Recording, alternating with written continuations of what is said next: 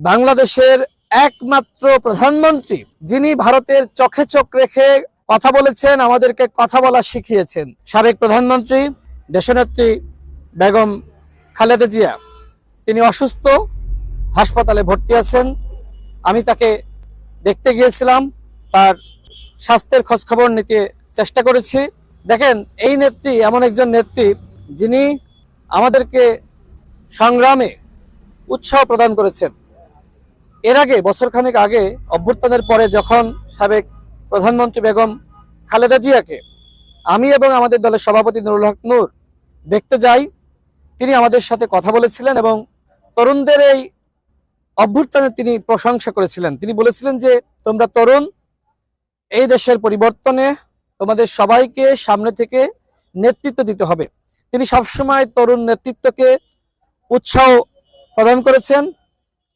আমি নিজে গর্ববোধ করি যে সাবেক প্রধানমন্ত্রী বেগম খালেদা জিয়ার সাথে আমার সরাসরি সাক্ষাৎ করার সুযোগ হয়েছে, কথা বলার সুযোগ হয়েছে। এখন তিনি অসুস্থ, তার জন্য সারা বাংলাদেশের মানুষ দোয়া করছে। আজকেও আমরা মাগরিবের নামাজের পরে মসজিদে গণ অধিকার পরিষদের পক্ষ থেকে দোয়ার আয়োজন করা হয়েছিল। সেখানে আমরা সবাই তার জন্য দোয়া করেছি। সারা বাংলাদেশের মসজিদে মসজিদে তার জন্য এইভাবে বাংলাদেশের মানুষ দোয়া করছে। ঘরে বসে মায়েরা, বোনেরা দোয়া করছে। এর কারণটা কি? এর কারণটা, তিনি সবসময় আপোষহীন ছিলেন। তিনি গণতন্ত্রের জন্য সংগ্রাম করেছেন।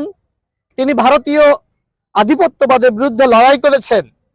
বাংলাদেশের একমাত্র প্রধানমন্ত্রী যিনি ভারতের চোখে চোখ রেখে কথা বলেছেন, আমাদেরকে কথা বলা শিখিয়েছেন। আমরা তাকে নিয়ে গর্ব করি। আমি দৃঢ় বিশ্বাস রাখি এবং আল্লাহর কাছে দোয়া করি, মহান আল্লাহ রব্বুল আলামিন জনতাকে দীর্ঘায়ু দান করেন এবং তিনি তার জীবদ্দশায় গণহত্যার বিচার এবং ফ্যাসিস্ট শাসক শেখ হাসিনার ফাঁসি দেখে যেতে পারেন। এইটা আমার প্রত্যাশা। আজকে বেগম খালেদা জিয়ার স্বাস্থ্যের অবস্থা সম্পর্কে তাদের দলের পক্ষ থেকে সাংবাদিক সম্মেলন করা হয়েছে।